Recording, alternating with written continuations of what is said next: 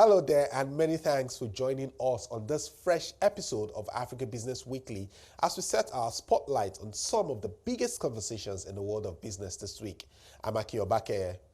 Our highlights from West Africa: we had an exclusive chat with President of the World Bank Group, President Banga, on Africa's growth prospect. And from East Africa, Rwanda sets fresh targets on ramping up cement production. But let's get right into the conversations for the day, as Palesa is on standby for regional updates from South Africa. We're back with more news moving Southern African markets, and first up is a discussion I had with Manos Antoninis, Director of the Global Education Monitoring Report, to discuss the report findings of their latest 2023 GEM report on technology in education. Let's listen in. Connectivity is higher in richer countries in the world, and there are some countries in Africa that are at the opposite end, where hardly any school is connected to the internet.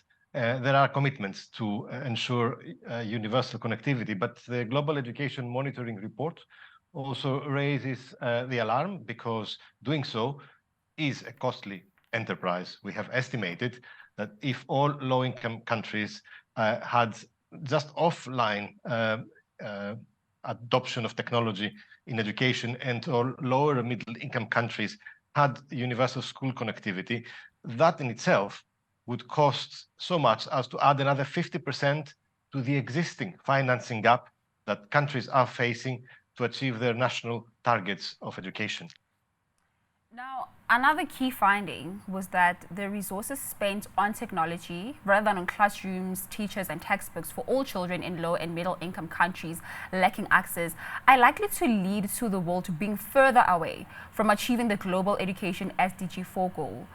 Why is this the case, and what does UNESCO advise, particularly to African governments? I think the statistic I gave is also based on the assumption that if you spend on digital transformation, inevitably it will take away from some of the major resource gaps that schools in Africa are facing. You mentioned correctly, still teacher-pupil ratios are enormous, the largest in the world. Only 1 in 3 children have a textbook in Africa. There are really very difficult infrastructure, classroom conditions that need to be fixed to ensure that children feel comfortable and can learn in the classroom.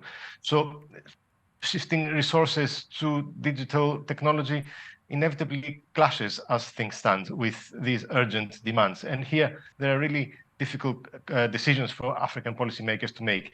And one way to look at that is, at the very least, they have to be extremely cautious in calculating the costs, because often we start with an investment and then we realize that we lack a critical piece to make it work together. So that is a major requirement, and I think governments need to work a little bit more together in Africa to see how they can get a better deal. Now, I want us to talk about the implementation of digital skill standards. What are they? What is the global average, and how will they assist in advancing education and education systems and skills development? How will they advance these? So the report, of course, says that all learners should learn about technology. Digital skills are part of our current basic skill set. We didn't used to have a few years ago, but now it is a necessity.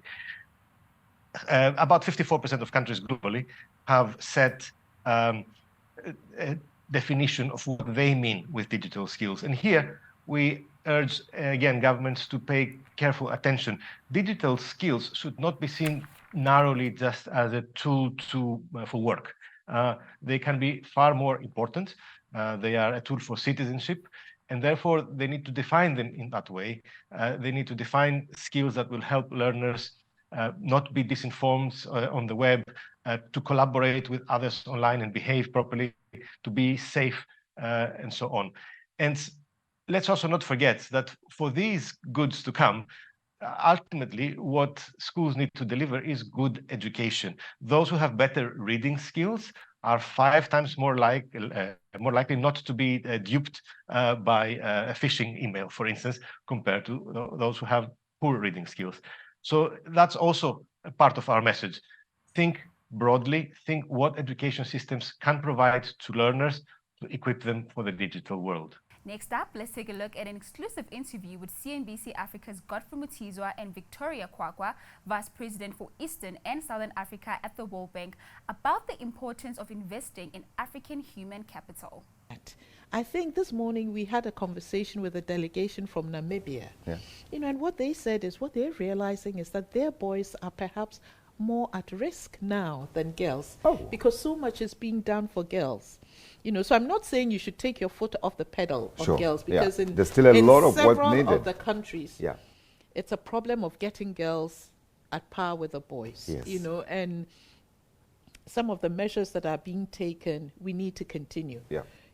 Let's not forget that in some cases, it might be the boys who are at risk.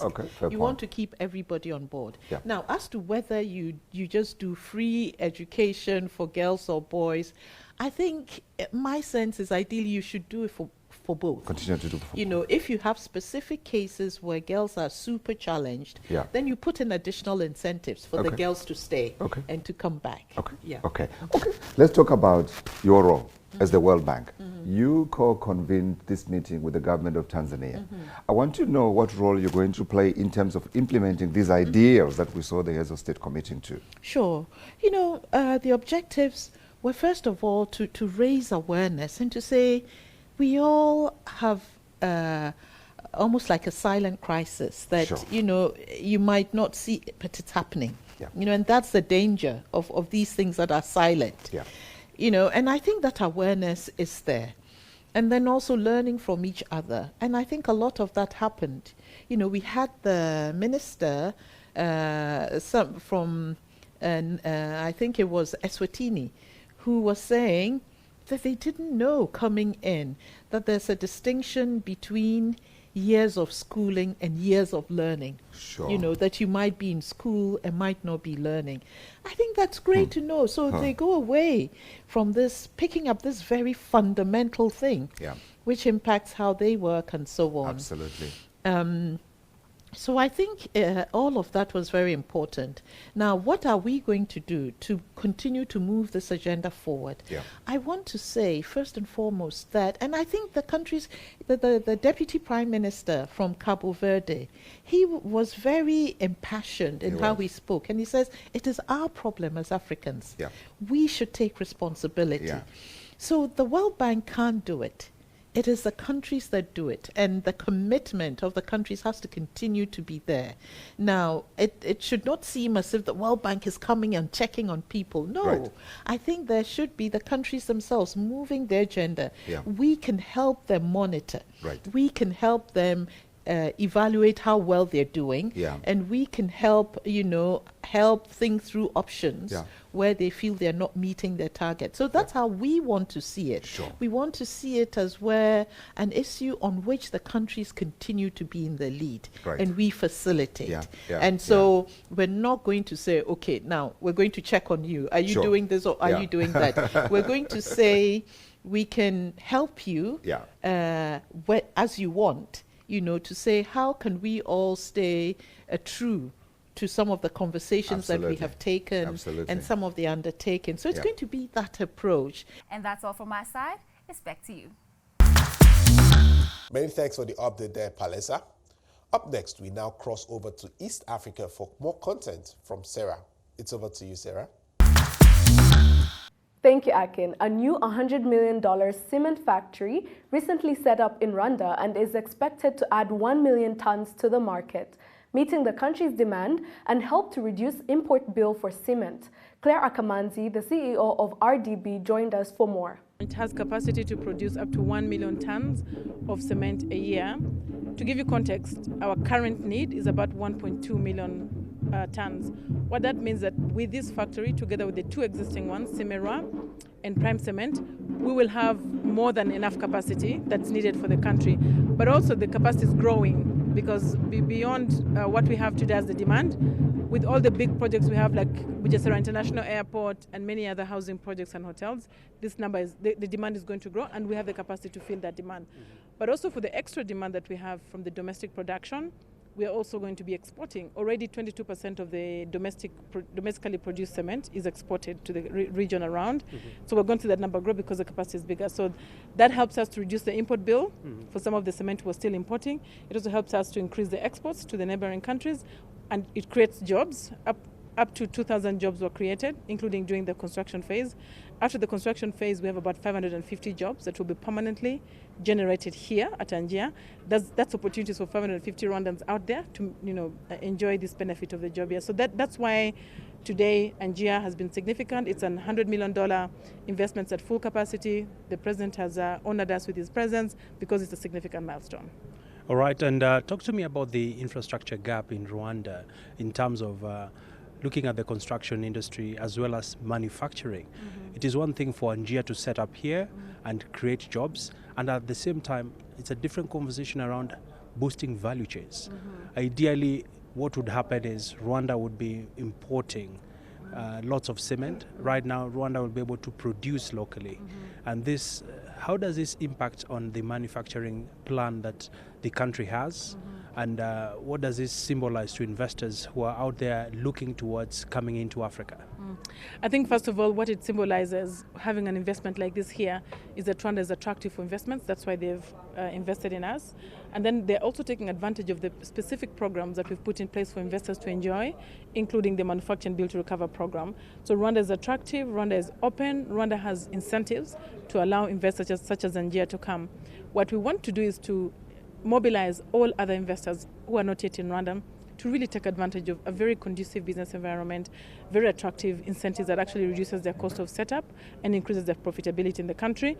And also, the other message that we get from this is what else can we be getting investors to invest in? The construction sector is an important one. We still need investors in finishing materials especially. We need more investments that are going to help us, for example, in producing more steel-related products, porcelain products for sinks and bathrooms. We need electrical, fittings in buildings. We need, for example, also pipes, to connect water in houses. We need, more aluminium for doors, wood for doors and windows, glass for construction. So all those are still available for investments, and we mobilize more investors to come and take advantage of it, because when they do, they're really going to boost our construction sector, bring viability, but also transformation for our economy. Speaking about transformation for the economy, the big conversation right now in Africa is the Africa Free Continental Trade Area. And this heralds a big leap for African countries that are able to seize the opportunities and improve their regulatory environment so that they are able to trade amongst each other. Where would you say Rwanda is from a standpoint around boosting intra-Africa trade? And of course, what are the benefits that you see out of this? I can confidently say that Rwanda is one of the countries that has been consistent, and has also put its skin where the game is, because we have, first of all, the Continental Free Trade Area was... Now, Africa has unique elements that position it well for rapid green industrial transformation, including youth population, a wealth of natural resources, and an abundance of renewable energy potential. The continent aims to catalyze about 30 million jobs in the green economy by 2033. We spoke to Bilhan Dirangu, the CEO of Great Carbon Valley, on innovative ecosystem. Because it is a challenge and we definitely need to talk about it. But increasingly, we need to begin to see what the opportunities are and really skew the conversation towards that, so that we are not ignoring the challenge, but we are saying Africa can provide both the solutions to climate, so solving for it, and in the process creating livelihoods and other opportunities for itself. How best then can we relook the whole conversation around climate change, especially when you're looking at the opportunities that we can tap into as different markets within the African continent? So when you think about what it will take for us to solve for climate, in many ways, there are some core fundamental issues that are required. One is we need to, because you do realize a lot of the climate problems comes from our energy use, which at the moment is very heavily dependent on fossil fuels. And so there's a need to shift energy from fossil, being fossilized to becoming a lot more green and, in that sense, renewable energy. Secondly, there's of course the need for lots of land to do the kinds of things that are needed, such as tree planting, conserving forests, and other type of those kinds of activities. And of course, the other technologies that are being looked into, such as engineered removals, looking at things that can be done with the oceans and other solutions. And the thing that is important for us to recognize is that all the different solutions that are being proposed as solutions to the climate problem, Africa in many ways has a lot of advantages, or is very well positioned to be the solution provider. So for example, if we take the case of renewable energy, we have lots and, different countries have lots and lots of potential for renewable energy. When you look at how much solar we have, the amount of wind, renewable, hydropower and geothermal power in some countries like Kenya. And a lot of these resources at the moment are very undertapped or underutilized. And so as a continent, we have a chance to build green grids from the word go. We have a chance to build our energy from renewable resources from the word go.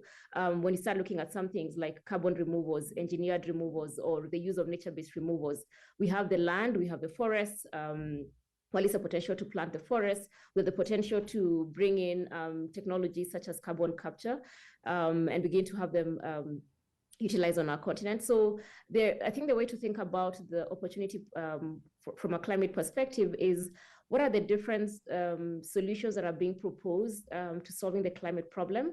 We then look at it and then say, as a continent, we're actually best poised to present or to be part of these solutions. Can those solutions be deployed in this continent? And in the process, can we create jobs and livelihoods for our people while solving for climate? Yeah, you've touched on the rapid green industrial transformation, youthful population. We're also looking at the renewable energy potential. When you look at the different key stakeholders, be it the public sector, the private sector, just looking at creating that innovative ecosystem that is really required, are they different stakeholders playing their respective roles? What more needs to be done? No, that's a great question, because yes, and I like the idea. I like this idea of looking at it as an ecosystem. And maybe the best corollary for me is to think about the technology ecosystems that have been developed in some of the countries such as Kenya or Nigeria, and is to look and say, what is it that made those ecosystems grow? And you're right, you do need to bring the different stakeholders, and the different stakeholders have to play the roles that are required. Some of the things that I would like to highlight is, one, we definitely need to have the right policies. So an example is, as people are thinking about carbon markets, for example, do we have do we have policies? And that's all we have from the East this week. It's back to you. Thanks for the update there, Sarah. Now let's bring our regional focus back to West Africa.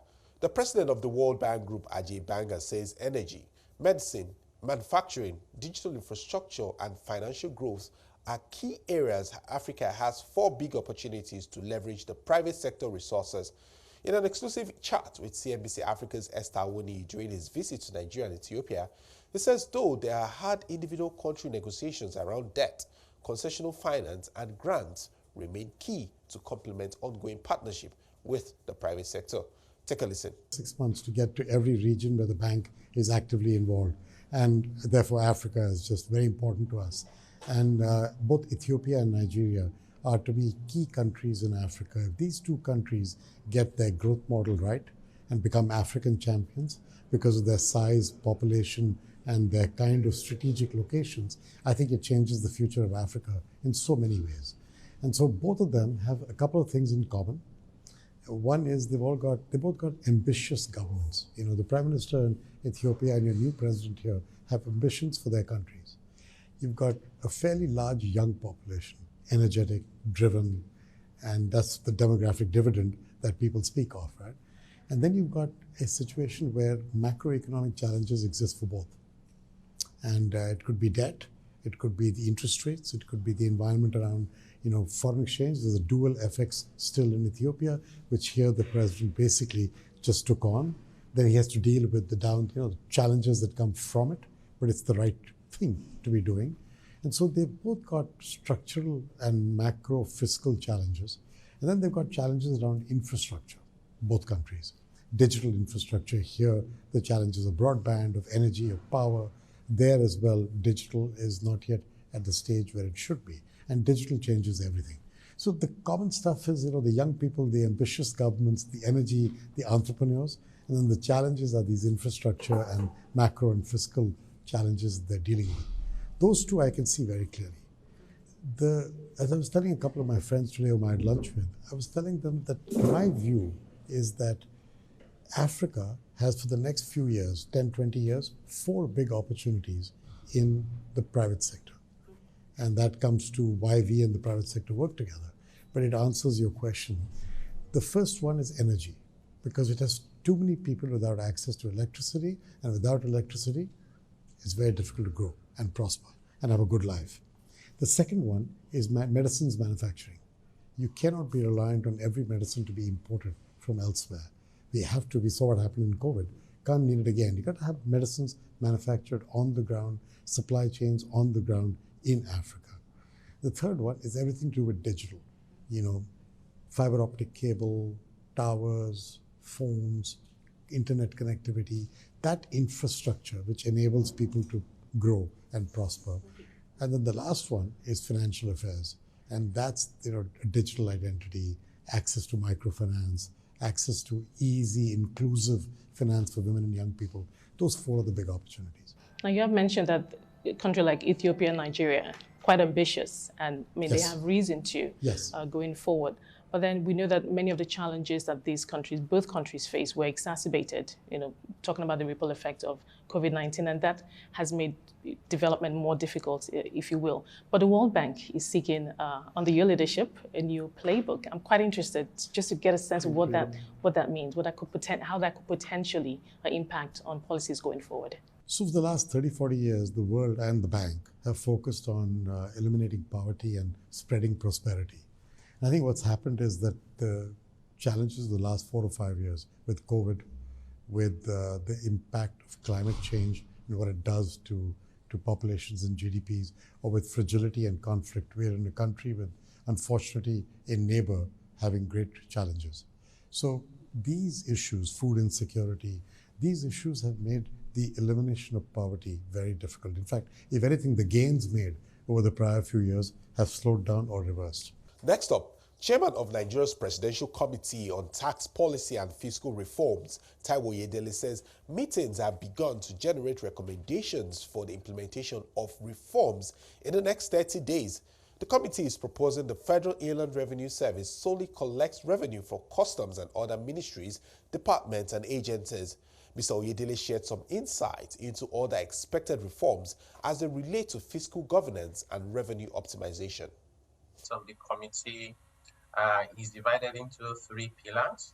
One of it is fiscal governance. The other one is tax reform and revenue transformation. The third one is growth facilitation. Now, the composition and the structure of that committee is driven by those pillars. Those pillars are further divided into 5 dimensions.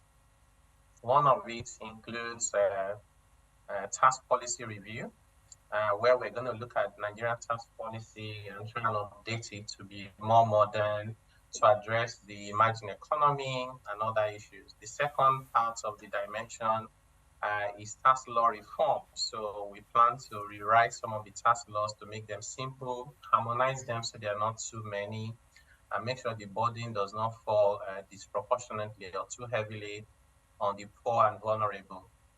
Then we have revenue administration. What can we do to collect taxes better, make it easier for taxpayers to comply?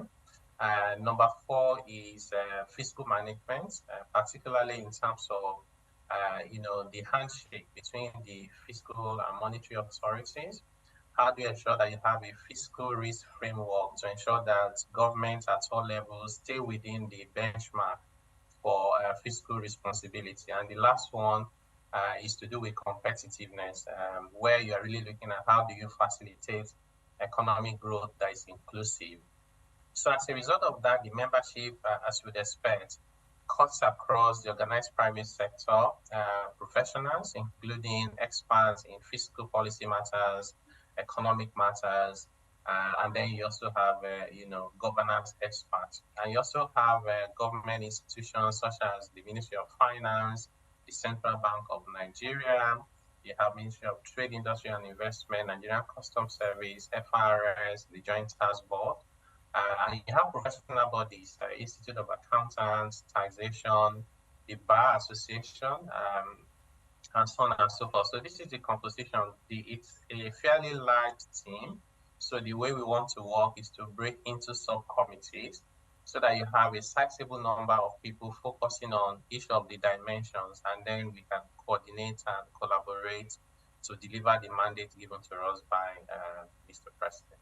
And some of the buzzwords or statements that we've heard from you from the different interviews and a whole lot more that you've had is the fact that we should expect to see the review of the national tax policy. The last we had was in 2017, the development of some risk framework, and also the suspension of VAT on diesel to help ease the impact of fuel subsidy removal. But what should we really expect now in the 30-day timeline as highlighted by President Tinubu, saying that a raft of reforms that can be quickly implemented? I know the long-term project is to have a tax-to-GDP ratio raised up to about 18% in 3 years' time. But in that 30-day window, how much can we achieve?